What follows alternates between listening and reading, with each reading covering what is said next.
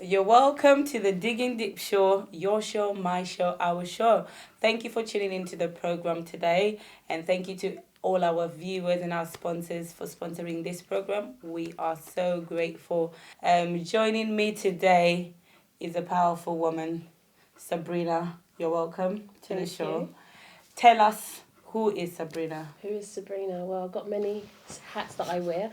I'm first and foremost, I'm a mother of five. Love being a mum.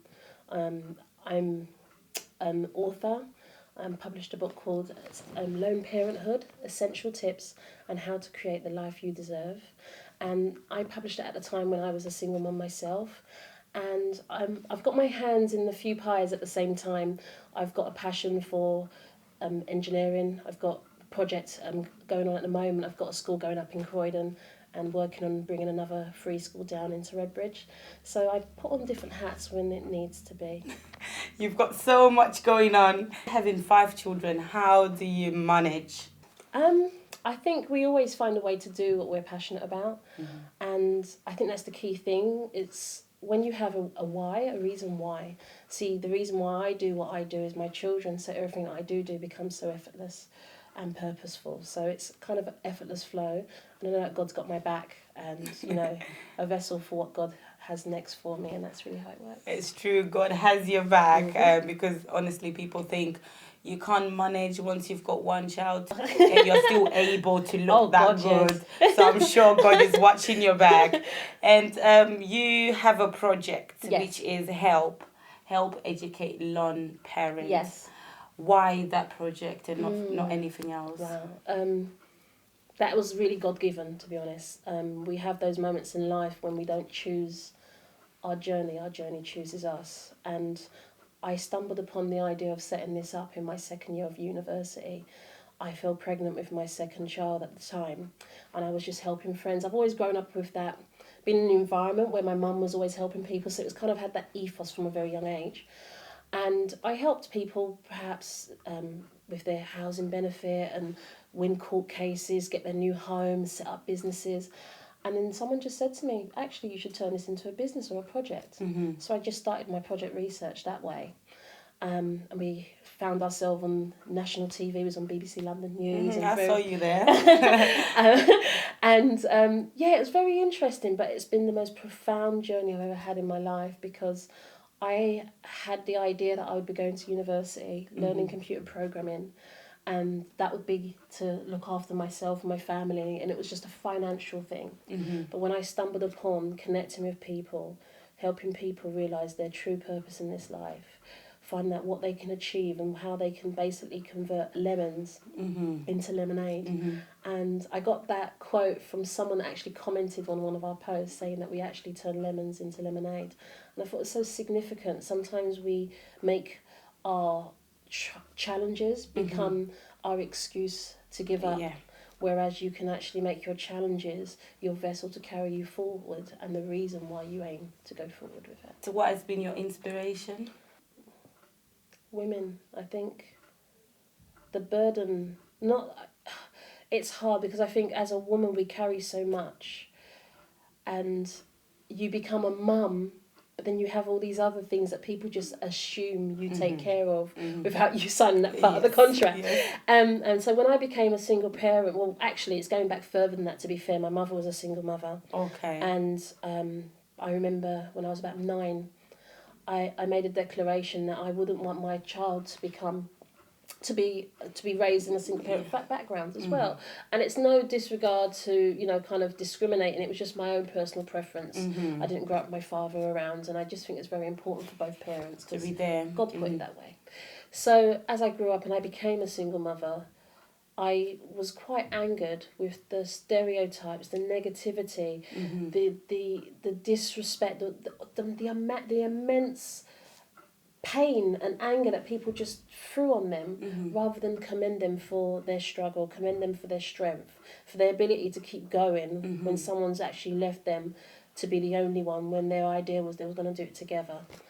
And I think that dawned on me. So I set up the project purely to highlight the positive aspects of single parents. Okay. So that when I was at university, there was a lot of graduates that came from a single parent background, and I like that. I want to hear more of the positive stories. Story than the negative Exactly. side. Like Yeah. I grew up hearing that they are the one that go out and cause all the problems and go to prison. Wasn't true. My mum done her best to educate me, and that's just the ethos we had. So basically, the project was set up to promote positive stories about single parents, helping single parents to plant that seed for their children's future, because we have to think about what next, what For about the their next future. generation. Yeah.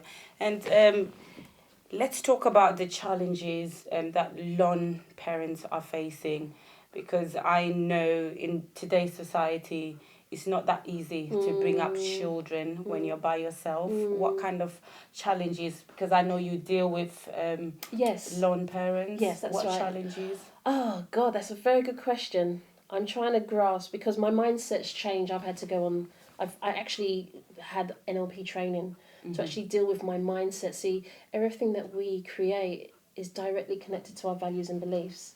So I've actually been on some NLP training, really deep grueling, to revisit my values and what beliefs I have, because your beliefs create your reality that you experience.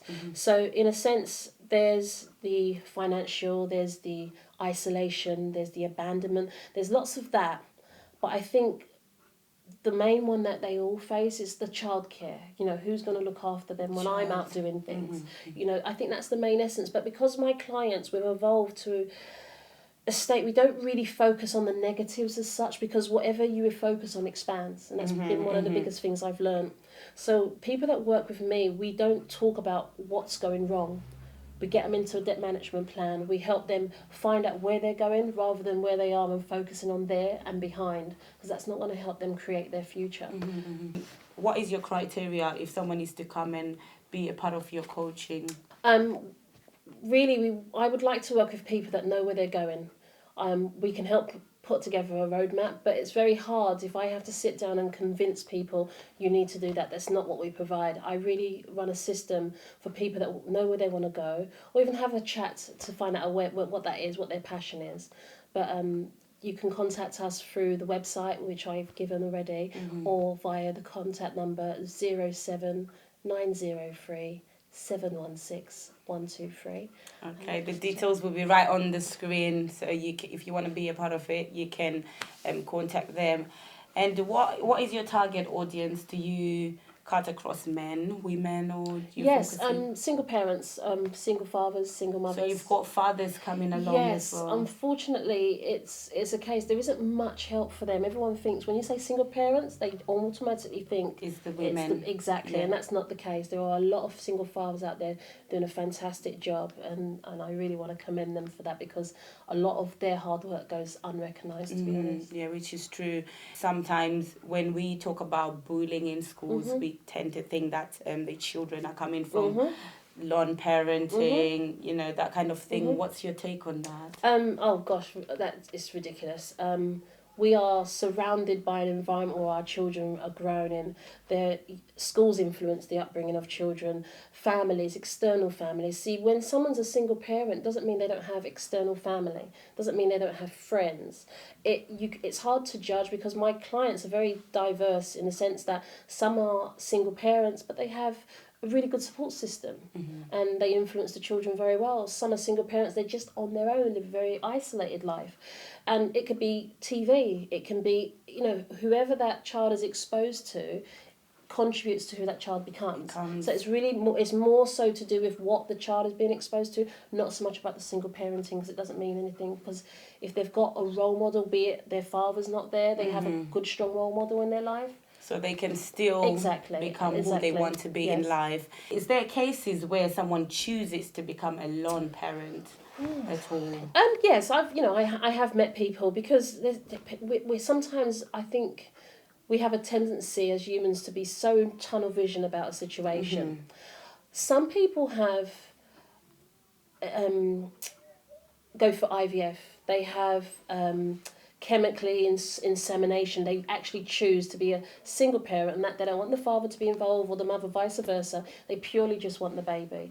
And there are so many different cases. There are people that have become widows, and this is my argument. I had someone making comments about this, and they said, well, why did you do that then? Why did you do what? Now, at the end of the day, no one pinned someone down to do that. At the time, there was an agreement there, otherwise it wouldn't have been happening.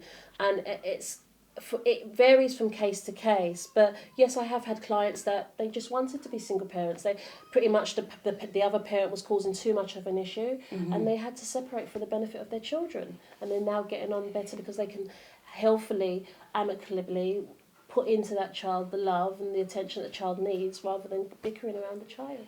Wow, this is an eye-opener, and I can see that you're quite passionate about it. How was your experience during that time? Wow. That's, I haven't gone there for a while. Painful, incredibly so. I think anybody, when you open up and give your heart to someone that you perceive to be there, and would never hurt me, would never do that, that wouldn't happen to me, we're in love. Yeah. And then that becomes another reality, the whole world crumbles. And I can remember sitting on the floor and crying my eyes out, thinking, what am I going to do now? And my mum said, you'll be fine. But I actually felt like I was dying. I thought there's no way there could be life after this. So it was tough. Finances were tough. I think it's challenging because it does depend. Some people separate and they can be fine. I think the challenge comes in, and I'm not just speaking about myself, I'm speaking about what I found healing by helping other people. But the clients that I also spoke to, the challenges was the absent partner was not only absent, but becoming a nuisance. You couldn't phone if there was an emergency. This is happening. Because emotionally you had to deal with the separation, and it takes time. But as soon as they had gone, they had somewhat slipped into their new life. They didn't want the calls. They didn't want the responsibility. They don't want to contribute. And I think that's the most painstaking part of the whole journey. And now you're talking from your side of view. Now, Yes. How about talking of children? How do they take when parents separate and now they have to be brought up by a lone parent? God, that's a deep question, actually. Again, we are all individuals. How one child will take it is different to another, but I'll give you a couple of examples. You have one child where the mother and father are separated, and unfortunately the mother can't see past the child. She just looks at that child and says, you look like your father, and then you'll get the names, the comments, and some of them are quite derogatory. And I've had to speak to clients that actually, this is your child no matter what. And they are not a representative of that father. They are in no way at fault for what's happened. They are the child in this. So the child sees that mum and dad are at each other's throats, but all they want is mum and dad. They don't understand. They don't want to take sides. They don't want to be passing messages. They don't want to be playing off each other. So it's very painful. I think it's incredibly painful.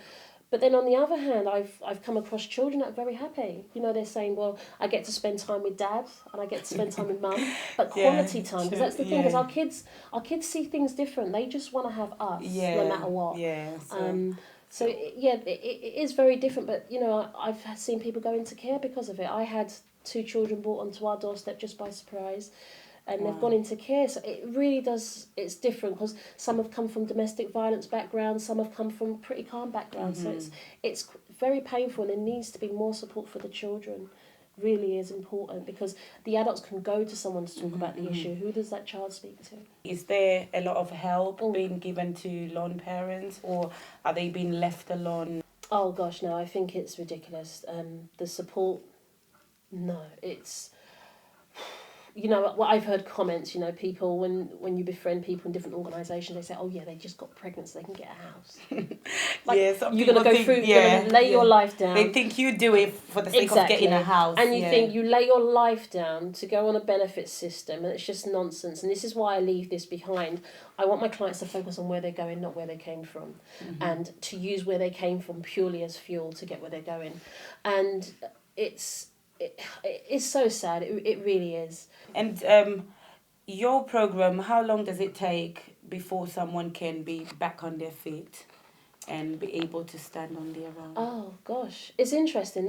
That is also to do with the willingness of a client. See, before I just used to work with anybody. I was just starting out and I just worked with anybody. And then when I realised that there wasn't that much support out there, I got to the root cause of what was going on. I now purely work with emotions. So this can take anything up to 6 months, a year, but I want to be there as a stronghold, not as a comfort blanket. See, my clients leave me empowered. We've got clients that's gone off and set up businesses. We've got clients that's actually been on BBC London News. Their clients are making tracks. They've become authors. I've got a book here. One of my clients that wrote a book with their son because they saw what I do with my children, have been inspired. So it varies. It could be someone just needing to have that emotional breakthrough, or someone that's setting up a business, or someone that's setting up an empire. You just don't know, because they're coming from all different walks of life.